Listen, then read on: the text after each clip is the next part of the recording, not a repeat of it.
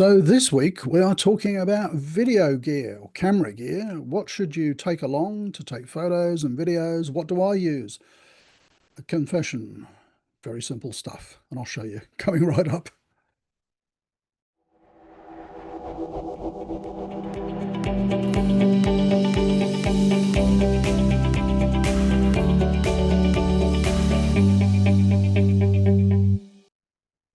So what sort of gear do I use on Camino? I take lots of photos and lots of videos.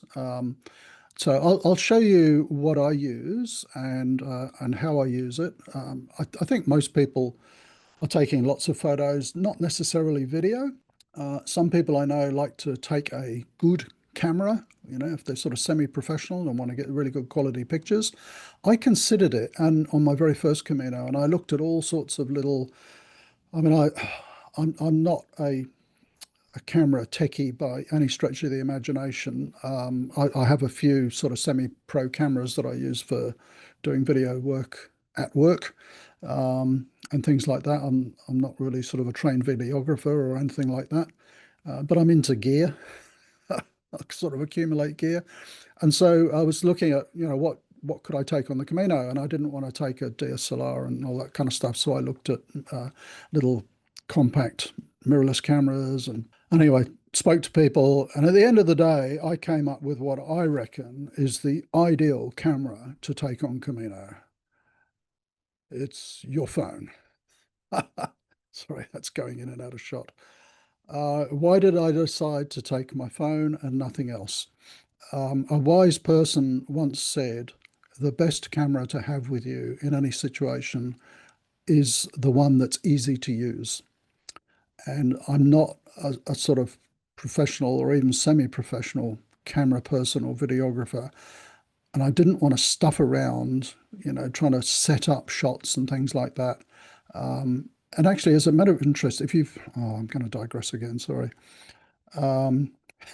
There's a wonderful video shot by a guy called Father Johannes, who lives in Liechtenstein. You'll find it on Vimeo, I think. Just Google it, and it's To Where God Dwells. So he's a priest who walked from Liechtenstein to Jerusalem, and watch it for the videography. This guy is so talented. It's a stunning piece of work. And I contacted him and I said, I'm just curious what kind of camera you used. And he had, like a digital SLR and all that kind of stuff. He said, I wish I'd just used a phone. He said, because it was such a hassle to get the gear out and set it up and all the rest of it. So I have only ever used a phone. I started off with a Galaxy Note 3. Then I had an S8. This is an S22. I'm sure this will be fine for my next Camino. What are some of the limitations with it and some of the tips? And I'll get on, there's a couple of other bits of gear that I take, which I'll show you. So everything's ultra lightweight and small. A couple of things that I've noticed using a phone for video and photography. I tend to use the maximum resolution possible. This phone will shoot in 4K. So because I'm shooting video to put onto a YouTube channel, I try to shoot in 4K. Of course, if you're using the selfie camera, that's usually a lower resolution, and I think this one's 2K, but it's still pretty good.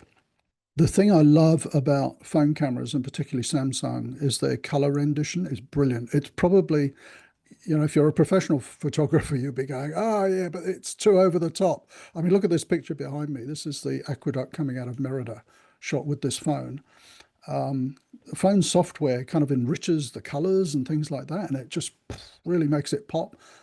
Professionals would say it's, a bit unrealistic.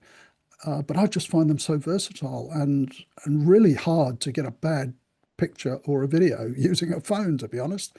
I particularly like Androids because I love the cameras. I haven't had an iPhone for years. I don't really want to have to relearn it. A couple of tips if you are going to, before I get on to a couple of tips, how do I use it? I'm really shooting video as a bit of a diary.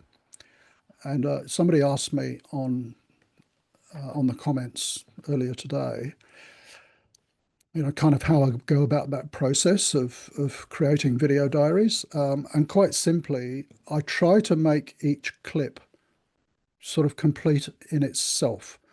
So there's no sort of very short clips and quick panning and things like that. If I see some cute cows in a field or something, I'm gonna shoot a clip of the cows and I'm gonna talk about the cows, and it'll the context and everything is within that one clip. So it doesn't mean I have to do lots and lots of editing, because I hate editing and I avoid it like the plague. And likewise, a very simple tip if you're not into taking video is don't, if you're going to pan, try not to, but if you're going to pan, go really, really slow. There's nothing worse than, making your viewers sort of motion sick. And along with that, not only is good sound very important on video, but steady shots. So that's why I tend not to pan a lot. I'm really trying to hold the phone steady. Phones are just so brilliant. I mean, this one, like most phones, has stabilization. I always have that turned on. So that's probably some tip. One more tip with the phone. And I found this on my last Camino because it was the first time I'd used this phone. If I'm zooming, so let's say I want to take a video of the aqueduct behind me, and I'm zooming into the archway or something like that. And very often I'm doing a commentary on the video. So I'm not often in front of the video, I'm behind it talking about what I'm looking at. I think that's more interesting. Who wants to look at me? But I'll be behind the shot talking about the aqueduct or whatever, and I'm zooming in. What the phone does is it zooms the microphone as well, which I didn't realize last time. So if I zoom right into one of these archways and I'm talking about it, you can barely hear the commentary. You can turn that feature off. So obviously it's handy if the sound is coming from the object that's quite distant. But in my case, if I'm providing a commentary, I want the sound from right next to the phone. So that was just a tip on that. If I'm going to be shooting any selfies, I mean, I'll generally just kind of hold it and talk to camera, that kind of thing. I have used it a few times walking, shooting video. I didn't used to do that because the phone would bounce up and down and it was really hard to watch. But I found with the stabilization on these phones, it's so much better now that I can. But a tip, I zoom right out, if that's the right term. I'm going as wide angle as possible because that reduces the effect of the bouncing. So if I was sort of zoomed in, like ×3 as I'm walking, it's going to go boom, boom, boom. Whereas mine will go 0.6, which is quite a wide shot, and you hardly notice the bouncing as I'm walking. So it's just a little tip there if you're shooting video as you walk. And then if most of my video is sort of very spur of the moment. So, like here walking out of Merida at 6:30 in the morning. Wow, isn't that fantastic? And I'll just stop for a minute and I'll do a shot, I'm leaving Merida or whatever. And that's it. There's no sort of great thought about it. But if there was a subject or a topic I wanted to talk about for a little while, then I might set up the phone on a tripod. And I do not carry a massive tripod. I carry this. This is I think you call them a gorilla pod. And this is the smallest one. You get them all different sizes. And it's basically for a mobile phone. You see there's a little phone connection here.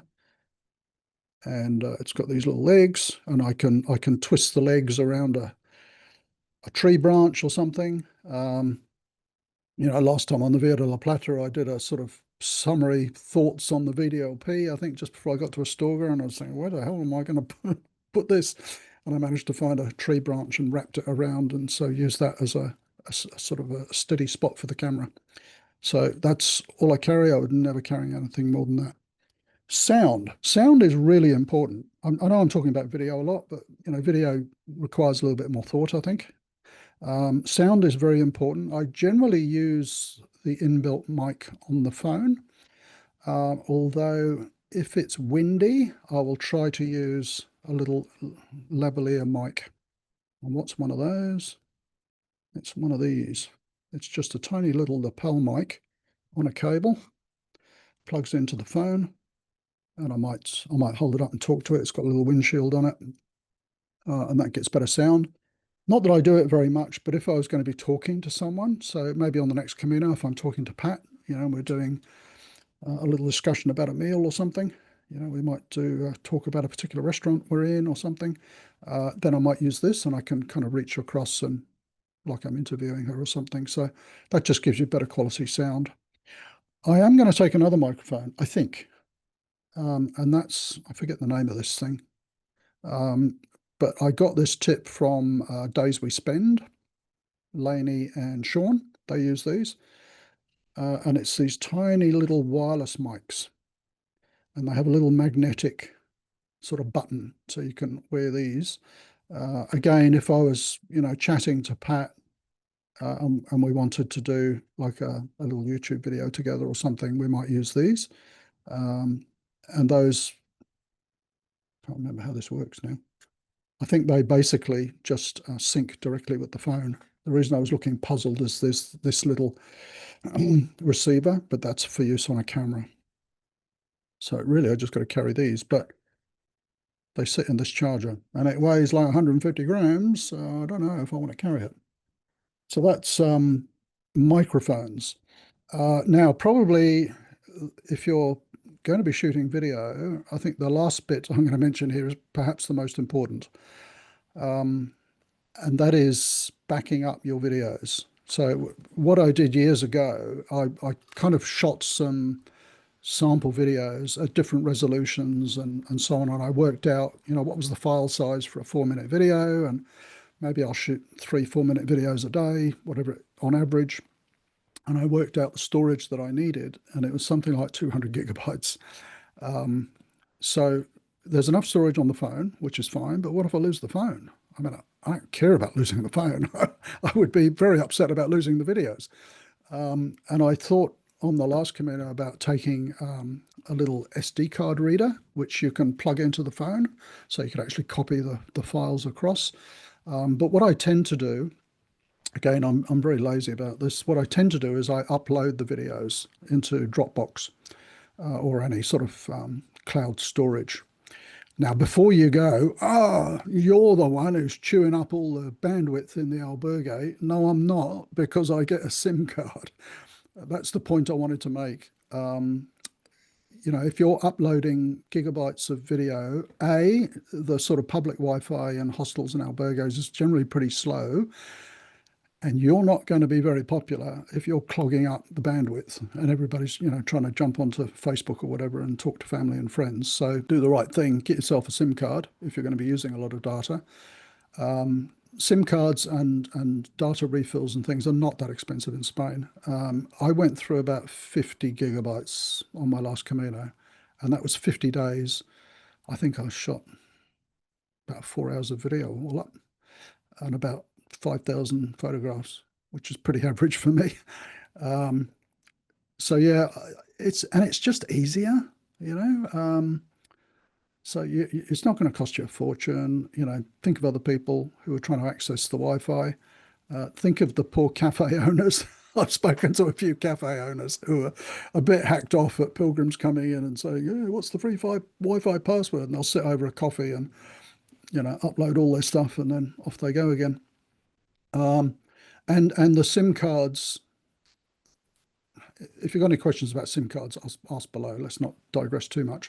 But the SIM cards generally are very easy to top up, either online or at supermarkets and things like that. So that's the way to go. And sometimes not even at the end of the day, but just to make sure that I'm not taking too long to upload. Like I might be sitting in a hostel resting, and I don't want to sit there for 2 hours while my videos and photos are uploading. Sometimes I'll just upload them while I'm walking, and I just click Dropbox, upload. Photos are easy; they'll go dead quick. 4G, 5G.